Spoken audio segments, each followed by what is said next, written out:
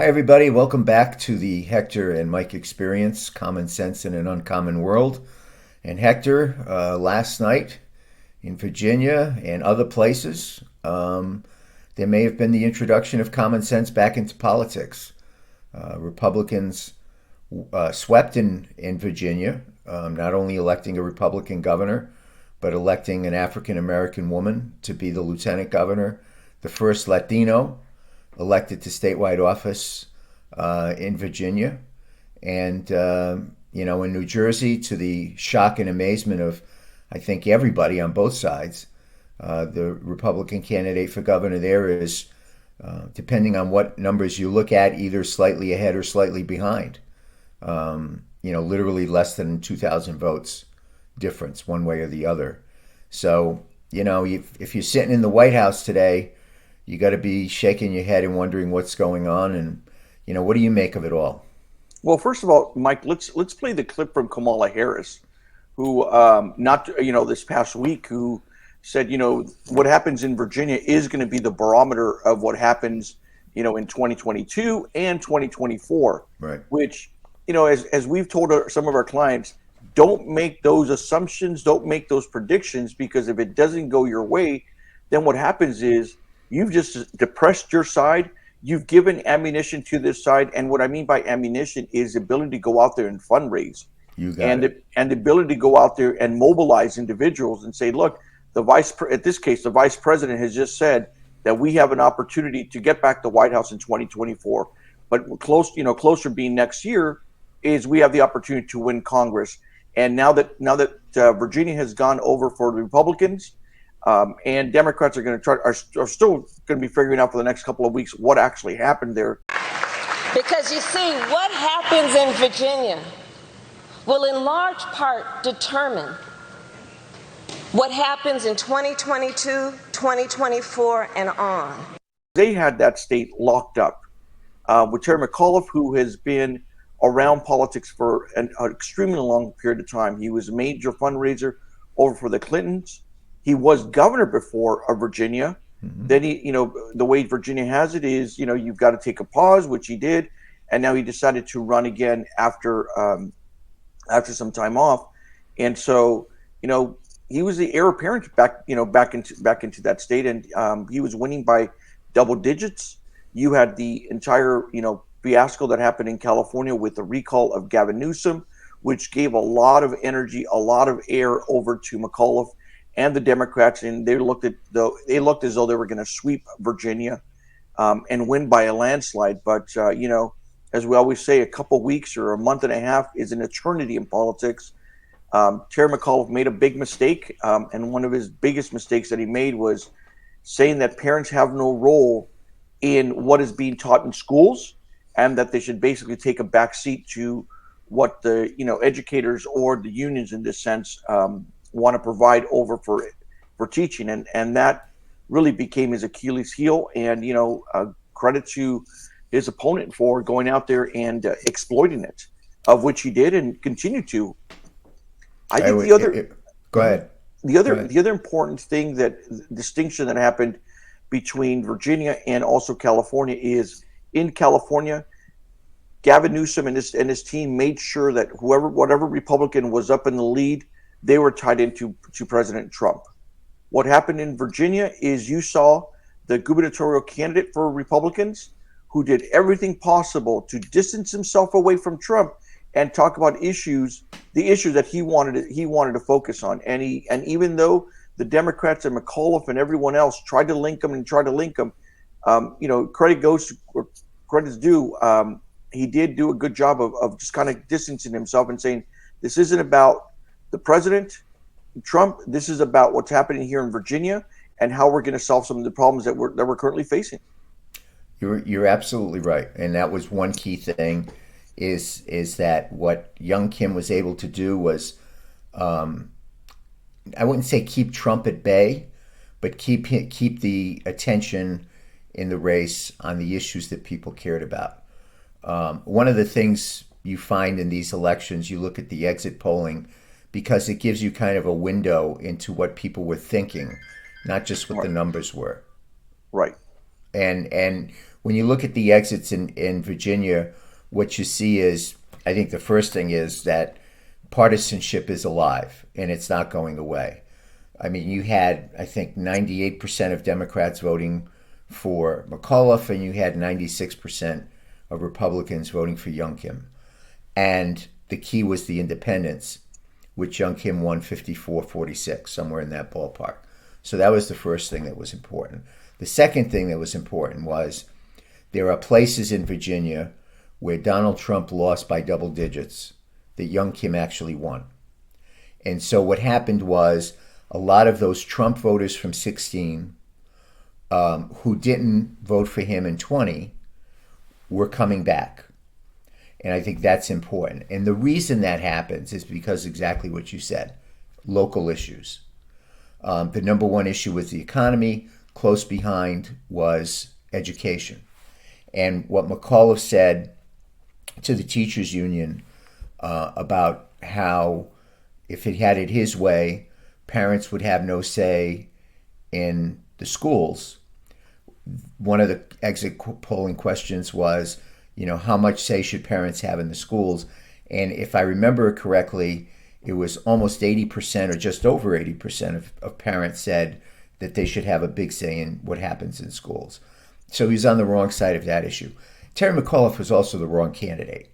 For all of the things that you said, which are all accurate and true, for the way Virginia is today, like a lot of other states, he was not reflective of the Democrat population in the state of Virginia. Put simply, an old white guy with political connections is not what the Democrats needed to put up. So there was a problem with the candidacy. And to get to your other point about Young Kim again, what he was able to do, which is an important lesson, because all these things are lessons, that people looking at 2022 are looking at and saying, what is the lesson here? What Young Kim was able to do is, while he was able to keep Trump out of being the focus of the election, he also didn't piss Trump off. See, it's a really very fine line here.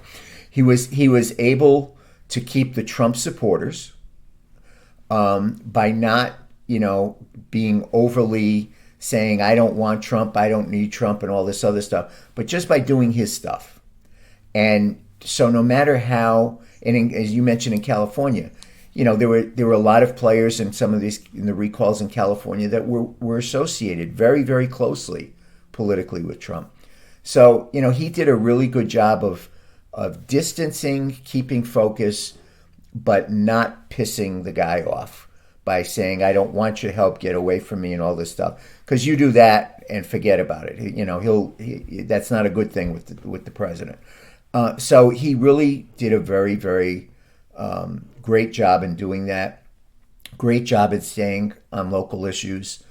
And what it said is, the other lesson I think it said is that, you can have all these arguments about, oh, here's a great one. This one I saw. I wanted to bring this one up. In the exit polls, they asked the question. They wouldn't ask this in California or Rhode Island, now that I think about it. They asked the question, do you think that Confederate monuments should be taken down in the Commonwealth of Virginia? And 53% of the people said no. But, when you look at what the other side is, they make all of that kind of revisionist history an important part of their campaign. And I think what people were saying was, we may like it or not like it, but honestly, in the many things that we have to deal with in our daily life, we don't really give a crap about it. What we give a crap about is who's running our school system. What are our kids being taught? What am I paying in taxes? How are the job situation? How come I can't get toilet paper at the store? Those are the kind of, new bread and butter issues that I think people were voting on in Virginia. But Mike, I think a part of this, and which is on Virginia, and I know I'm gonna delve into what happened in Minneapolis, is there is a silent majority out there. There was a silent majority when Trump first got elected into office. Mm-hmm. You've got a silent majority that is still carrying on, where you've got a small group of people that yell very loud and say, defund the police, and everything is about racial equity, and and they go out there. I mean, I was reading an article this past week about AT&T having its racial diversity course and saying that, if you're white, you happen to be oppressive against other people, and that's just, I mean, just by the very fact that you happen to be white. Mm-hmm. And so, but you have that group of people who are out there saying yes, and you also have a group of people, just like we talked about this last time, is there's a reparations committee that got created in California through legislative process that are supposed to look at how much money a certain group of people will get because whether it's they were descendants of slaves or because maybe society wronged them moving forward, or or because they didn't get some due in the past or whatever it may have been. And so they're looking at all these different areas. And granted, we realize that there's a lot of horrible things that happened in this country and in our very short history. The way Native Americans have been treated, African Americans have been treated. But the thing is that you also have that small majority who or silent group of people who are saying, you know what, I'm not going to go out there and defund the police. Right. I can acknowledge and I can appreciate and I can say and I can sympathize and say, you know what the history of slavery during the 1800s or before that was wrong, and we don't want to get to that part. And what happened in the Holocaust was wrong, and what happened to what happened to Native Americans here in this country was wrong. And so, but the thing is, at what point do we move forward as a society as a whole? And what you saw in Minneapolis is you got a good majority of people in Minneapolis said, mm-hmm. No, we're not going to defund the police, because the way the ballot measure is if you vote yes, we're going to lower the amount of police officers on mm-hmm. the force. Mm-hmm. We're going to convert those positions into social workers, mm-hmm. and we're going to rename the police department. I forgot, some public safety safety commission or division. Right. And the people said no, right, because they're seeing what's happening out in the streets. Just like I think you got buyer's remorse of what's happening in San Francisco, and these laws with zero bail. People are beginning to see, or this legislation that gets passed, that as long as you're still under $950, there's really nothing that's going to happen to you. Right. Well, it's, just understand something. I actually had the opportunity, and I say this truthfully, was blessed to have the opportunity to live in the Minneapolis, St. Paul area for 3 years. One of the best places I ever lived. People are great. It's a great city.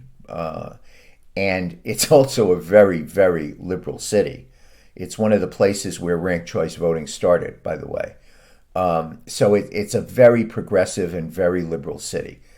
Yet, despite all of that, you had a clear majority of the voters coming out and voting no on this referendum, which should be as clear as a bell to people who are trying to decide what issues to run on and what agenda to push, that says, people were outraged over what happened to George Floyd in Minneapolis.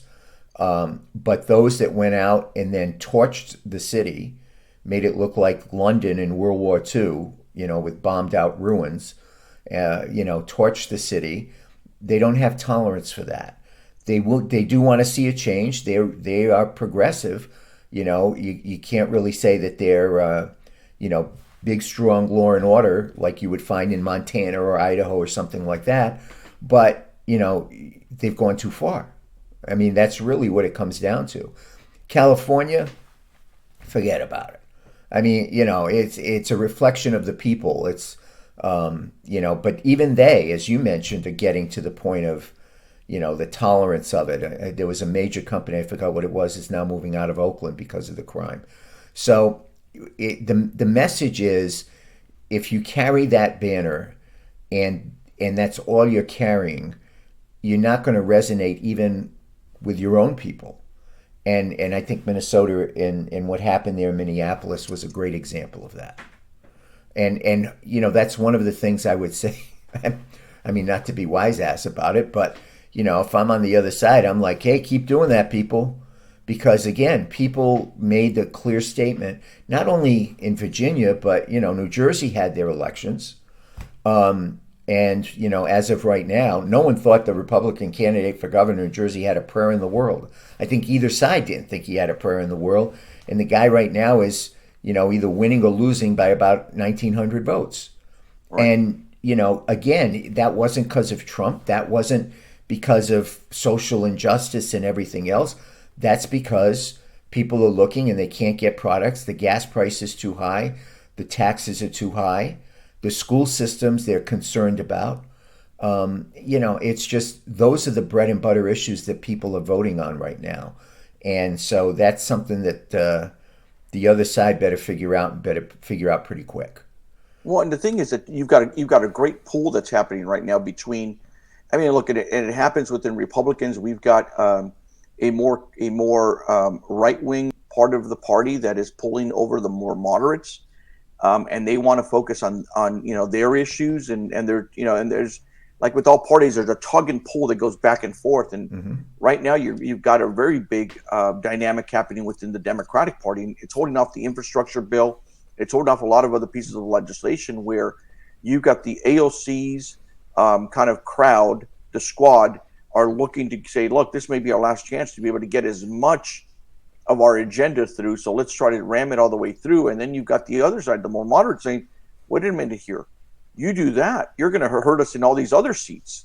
Right. And so, there's that big tug and pull, obviously, within our country. You're seeing it manifest in these elections, was to defund the police. I mean, that got a big setback with Minneapolis. The unions over parents, that got a huge setback over in Virginia. Right. But at the same time, I think the other thing that you're beginning to see a setback is this as you mentioned, the high gas prices, but it's also what is happening within our airlines, what's happening within our ports, what's happening within our economy. There's word as to whether the Fed is going to be looking to set the board right now to increase interest rates, and slow things down because you've got inflation. I mean, you get these stories about Christmas trees, you're not going to be able to get for Christmas, or if you are, you're going to pay 30% more. Right. Turkey, if you find one, go buy one now because it may not be on the shelves later on. I mean, all that stuff that comes out of the news, all that uncertainty, go buy your Christmas gifts now because that gift may not be there in Christmas time. All that uncertainty plays into people's psyche, which basically saying things aren't going well. Well, they aren't.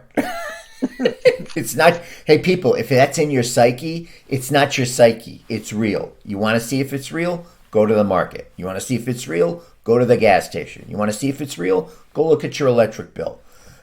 It's real. I mean, and I laughed because last night I was watching Van Jones, the Democrat guy from CNN, and the first thing he says is Young Kim was the what did he call it? Young Kim was the Delta variant of Trumpism. And and I'm sitting there and I'm thinking to myself, dude, what the F do you have in your coffee cup? I mean, it's supposed to be the civility of politics that the left keeps talking about, and that's what he's got to say about it. And then he kind of goes into the self-recrimination thing. We got to do a better job of talking about how strong the economy is and all of the good things that are happening and how things are going. And it's like, dude, you can talk about it all you want, but it ain't real. And even if it was real, people ain't buying it. So you got a problem. And what you saw in Virginia was people voting on those issues of, they cared more about what they were paying at the pump, what they're paying by the way, what they pay at the pump is still $1 plus less than what we pay out here. So, every time I talk to people in DC or Virginia and I hear them whining, I'm like, please, I don't want to hear it. But, what they pay at the pump, what they pay at the market, the availability of goods, and the fact that Virginia does have, by the way, unlike California, one of the best public school systems in the country. It's always ranked in the top 3. It really is one of the, if you live in Virginia, you buy a house, people really do look at the community, the school, the public school, because you can send your kid to public school in Virginia and they will not only be safe, but they will get a great education. And so, that is an important thing for voters in Virginia. And when they see what's happening in their schools with all of this critical race theory, they were just like, I don't want you to teach my kid critical race theory. I want you to teach my kids science and math so that they can compete in a global society. You have a lot of people in Virginia, especially Northern Virginia, who are immigrants. to this country. They came to this country, some of them with nothing on their backs, and they've gotten medical degrees and science degrees and technology degrees, and they want their kids to be able to do the same, much the same way your parents and your parents coming from Mexico, my parents coming from Italy. It's the same thing. So when they go into the schools, they don't want to know about Confederate flags and Confederate statues and how all white people are bad. They want them to teach math and science and technology so their kids can learn, grow, get better educations, and get great jobs, and they can pass it on to their family. They've missed that completely. They have totally, Van Jones and that crew, they have totally missed that completely. And they missed it in Virginia. I think I understand why they miss it is, look, right now, Van Jones is right. The economy is going great. And I'm going to disagree with you here, Mike. The economy is going great if you're up here with the money. If you've got the money, you've got stocks, you invested on all that stuff. Stock market's going great. That cycle, it's a virtuous cycle for you. But for the vast majority of people around the country, we're living in a vicious cycle where the thing is, yeah, you're right. You go to the grocery store and things are so much more expensive. I mean, just go to the grocery store, whether it's Costco or anywhere else, and try to buy, a steak, and you see how much more expensive it is. Right. And you see the price of goods. And so I think for a certain class of people who are in that virtuous cycle, they don't get to see it because for them, what's another buck per gallon of gasoline? Right. It's dust. It's just like little dust that they have in their pocketbook. And so, and so that's kind of where you get the Van Jones type crowd. Says, oh, we talk about the economy. It's going great. Well, for some it is, but the vast majority of people, we get to see what is actually happening out there. Right. We get to see, where you need to fix a fence and you got, still wood that is, comparatively to what it was 2 years ago, 40-50% more expensive. Mm-hmm. And that's just to fix your fence because, here in Sacramento, we had heavy rain and heavy wind last week and stuff. And so some of the fences came down, but, just to try to fix that or to try to make a couple additional repairs in your home, it's so much more expensive. And so. Well, the tough part for them is that you're right. and the group that is in this virtuous cycle of success because they have so much money is exactly the group that the Democrats are going after, the AOCs and others are going after. So they're squeezing themselves out. One of the things I must tell you, one of the things I absolutely love is Joe Manchin, and it's not. It has. And this is the way I am. It has nothing to do with policy. It has everything to do with politics. The week that Joe Biden got sworn in as President of the United States in January of this year, the Vice President of the United States, Kamala Harris, goes on statewide radio in West Virginia and beats the living bejesus out of Joe Manchin and basically says to Joe Manchin, there's a new game in town. We're the new game. You better play with us or else you're going to find yourself on the outside. And I was blown away when that happened because I was like, what the hell are you picking fights? You're in the Senate. You're the deciding vote. Why are you picking fights with people? But it's that arrogance that they had in the beginning of this process where she went in without him knowing about it. I mean, he found out about it when it was happening. Without him knowing about it, she goes into his state and blasts the crap out of him. And now, ever since then, they have been paying for that mistake that she made. So, I to bring this full circle about the quote in Virginia that she made, she just keeps stepping in it. And she did. I mean, she just gave fodder, and you hit it right on the button. I don't know that quote is going to make a big difference in elections. But let me tell you, I would be surprised if by the end of the day today, I don't have in my email at least a half a dozen fundraising appeals from different groups and organizations that are saying, Kamala Harris laid down the marker. We called it. Send us your money so we can prove her right. I mean, that's the kind of thing you don't do. But let me ask you a question because we're both, professionals in this. Let's do something that is not ordinary for us, which is put on a Democrat hat. And, the president calls and says, Hector, I didn't do well in Virginia last night. I lost a state that has, he won easily in 2020. And it sends a bad omen around the country. I've got a close race in New Jersey for a governor's race that should have been a blowout. Hector, what's the one call I need to make today to start turning this around for 2022? What would you tell Joe? Well, besides wake up. Well, I'm going to add a little thing to it. I mean, knowing his poll numbers, where they're at right now, where they're at the lowest of where Trump was at, they're in the low 40s right now. Right. I mean, this happened to me over this past week, as you know, is Amy and I got stuck in Columbus, Ohio, because the airlines canceled our flight as we got to the airport. So we ended up staying there for another day and dealt with that. If I'm advising Joe Biden, I'm putting a call into the unions, the head of the unions, on a conference call. We're having a conference call at 1 o'clock or 2 o'clock. Everyone gets on, and here's my message: fix this airline problem, fix this port problem. Let's get the goods to the shelves, and at the same time, that will lower the prices of goods, because he needs to show that someone is in charge, that he's in charge, that he's actually making things work. I mean, the problem with the port system that we've got here in California, which is impacting a great part of the country, is that there doesn't seem to be anyone in charge. Well, the truckers are to blame. The port docks are to blame. Well, the cargo ships and the way, how many can we stack on top of each other? The storage containers. Well, in Long Beach, they had a law where you can only stack no more than 2. So now they can stack 4. And so everyone's just pointing fingers back and forth, but nothing's getting done.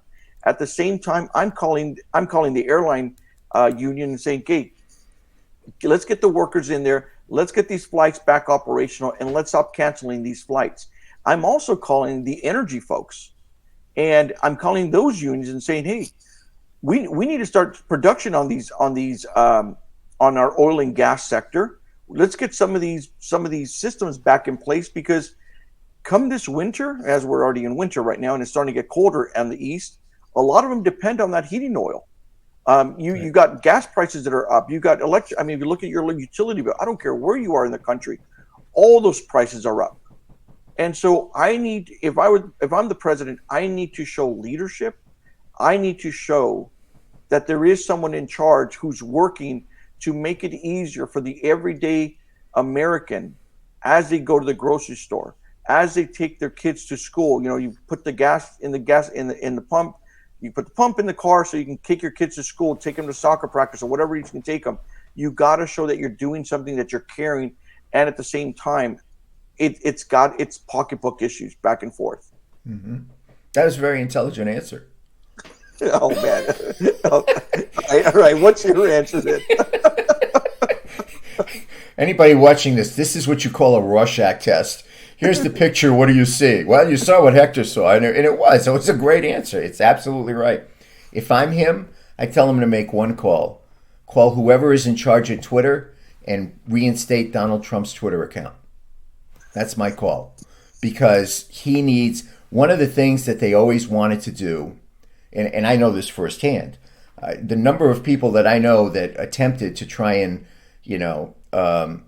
tone down the Twitter account for the president is pretty substantial. It didn't happen until they took away his Twitter account, that Facebook and Twitter account.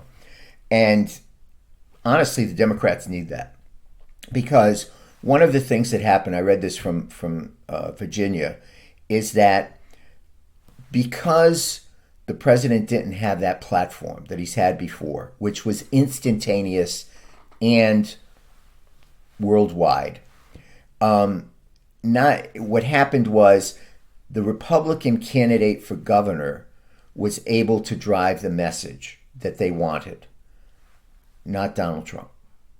And so in other elections, what would happen is the president would have the Twitter account available. He put put 3 or 4 tweets out a day, and that's what drove the news cycle. And so people running had to respond to that news cycle that were Republican and Democrat as well. They had to respond to that news cycle because that's what the news media was going to cover. When they took Trump off of those platforms, which, by the way, I think was illegal. But when they took Trump off of those platforms, suddenly he doesn't have that instantaneous and far reach that when he says something, it automatically drives the media cycle. And that has helped Republicans. That certainly helped young Kim. You know, if the president was out tweeting about different things, those are the things that the press would be talking to young Kim about. They wouldn't be talking to him about school boards. He wouldn't be talking about critical race. They wouldn't be talking about tax. They'd be talking about whatever Donald Trump was talking about. And by, you know, while they celebrated him having his social media removed, if I were them, I'd take a second look at that. Because if Donald Trump has the free reign of the social media the way he has had in the past, it's inevitable that he will drive the agenda in the 2022 election, anywhere that he so chooses. And so, you know, I think the Democrats, what you said is absolutely right from a policy standpoint. But I think from a political standpoint, the Democrats need that, because without that, they don't have the same hammer of Trump on voters the way they did when that social media platform for him was available. Well, what happens, so, I think what you're saying is you've got the concentration now becomes what the Democrats are actually saying. You know, what the AOCs are saying. What are you doing for me? Right. Yeah, what they're exactly. saying. Well, it's no longer, you know, Donald Trump said this, or Donald Trump did this, or Donald Trump did that. It's now, okay, you've been in a year almost. What have you done for me lately? Like right. You said, we're looking at the most expensive Thanksgiving in American history, with all of the, you know, the turkey and all of the food and everything else. You know, I heard the only good part about that is that you don't have to worry because you can't afford the gas to go have Thanksgiving dinner, so you don't really have to worry about it. I mean, the price of everything, what's coming. I mean, again, it's not just what's here right now, what's coming. You know, Christmas trees, shortage of, and more expensive. You know, you're going to have to rent a dinghy or a boat to go see your Christmas presents out on the boats that are in the harbor, which, by the way, are not happening on the East Coast, as we've talked about before. And so, you know, and what you mentioned about the airlines. I mean, let's just be honest here. One of the problems is the administration has caused the airline problem, because what they did is they've mandated private companies to have their employees vaccinated. And, you know, I'm pro-vax. I mean, you know, I'm take a needle anytime. But I don't even ask what it is anymore. It's like, this going to help? Sure, give me a needle. But you know, forcing these private industries to do that, I think a lot of what you've seen with the airline disruptions are the fact that these pilots are being forced, you know, and don't want to be forced to take the vaccine. And that goes down to other industries that provide transportation for goods and services in this country. All the way from the docks, you know, all the people working in the docks, all of the truckers that are shipping stuff, to the delivery to your home with companies like FedEx and UPS, who are being mandated to do this vaccine, which people don't want to do.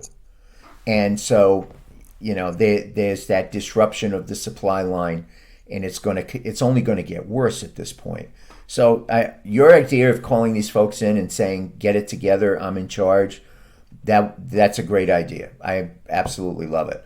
But if I were them, I would be saying, let's get Donald Trump back on social media. That way we don't have to answer for what our economic policies are and what they're doing to the country right now.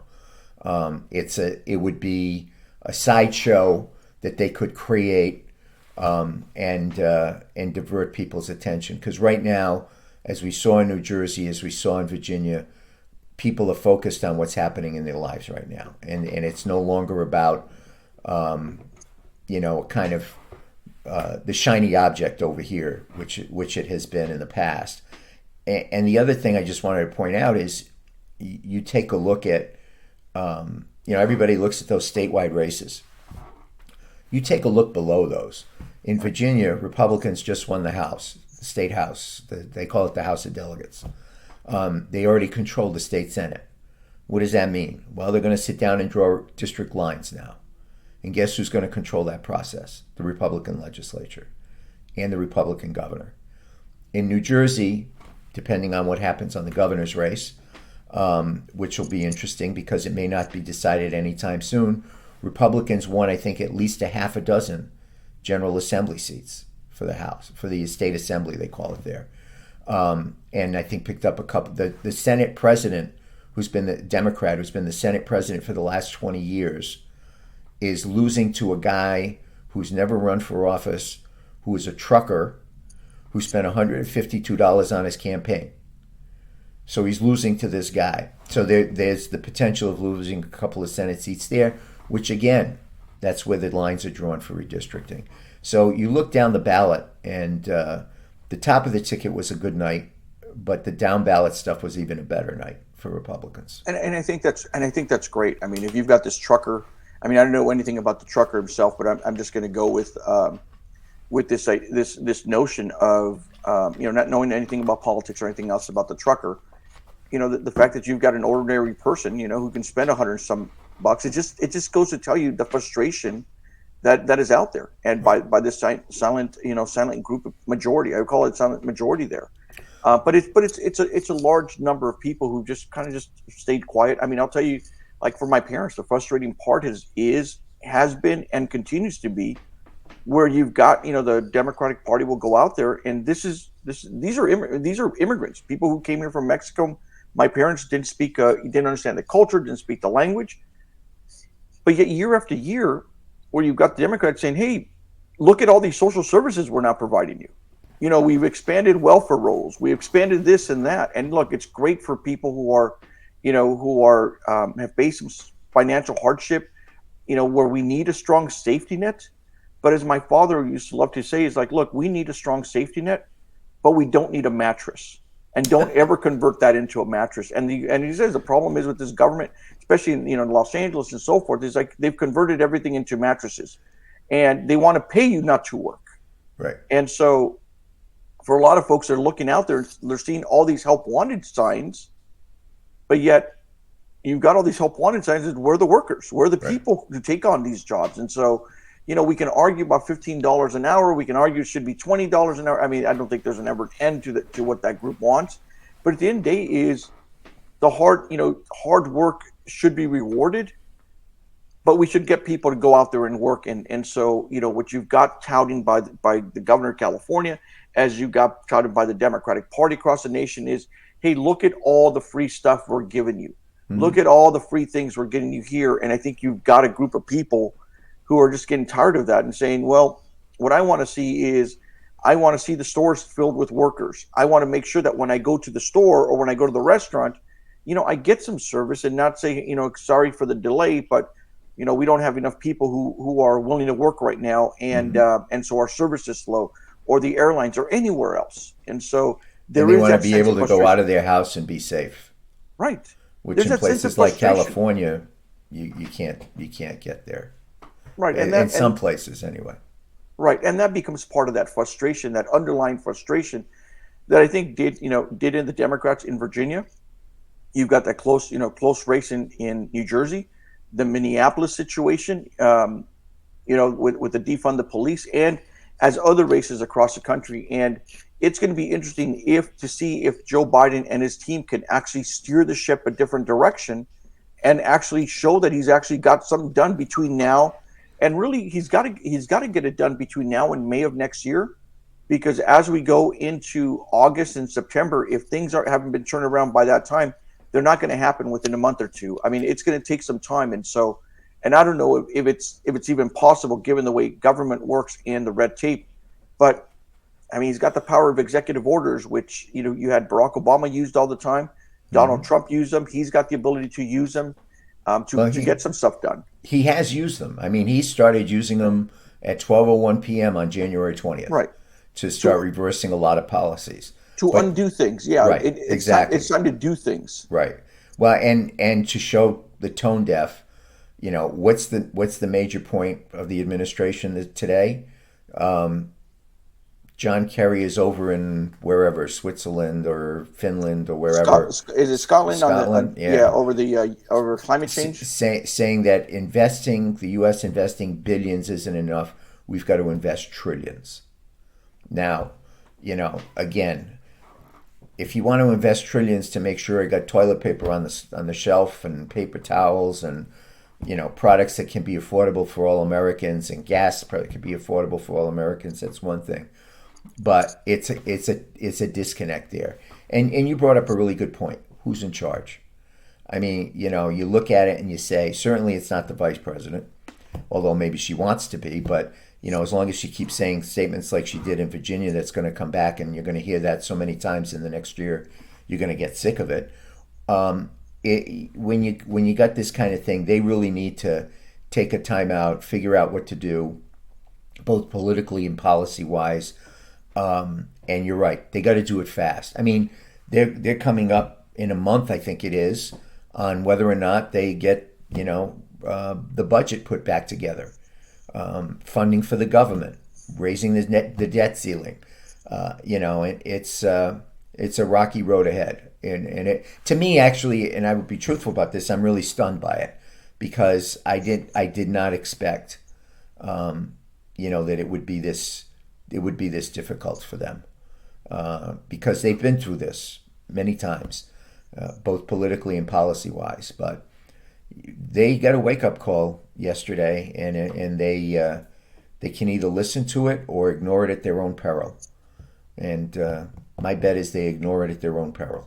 I really do too. I think rather than embolden that wing of the party that says, hey, we've got to go out there and look at this silent majority that has turned out against us as independents, I think it's going to embolden the AOCs of the crowd to say, no, we've got to see. It just says we've got to go more extreme. Right. That's the way it always happens. When you lose, there are those, and I saw this in the Republican Party. When you lose, when you thought you had a chance of winning or expected to win, it's not that you have a self-reflection of why it is you lost. It's the wings of the party, and in both cases, that will get a stronger magnet to pull people there. And clearly, the biggest thing to me in Virginia that I saw was that we are in forget bipartisanship. That ain't happening. You got 98%, I think it was, of people voting, Democrats voting for McAuliffe. I think it was 96% for Young Kim Republicans. The partisanship is there. It's that group in the middle. How do you get to that group in the middle? That's what's going to be the key. And if you don't start addressing, I don't mean to make it sound like rocket science. It's not. It's always been what you do in politics. You run for office to fix problems that people have, not to necessarily promote your own agenda. And what they've done is trying to make you believe that what they want is important, as opposed to listening to you and what's important to you and addressing how you fix that issue or how you make it better for that person. That's why you run for office. But it's what everyone does in their household, and that's the thing is, I understand there's a great grander scale, but in our household, if you've got a husband and a wife and one of them gets a pay cut, let's say the husband gets a pay cut or ours get cut, you say, okay, do we need the gardener? No, we can mow our own lawn. Do we need someone coming in every 2 weeks to clean the house? No, you know what, we can take care of it.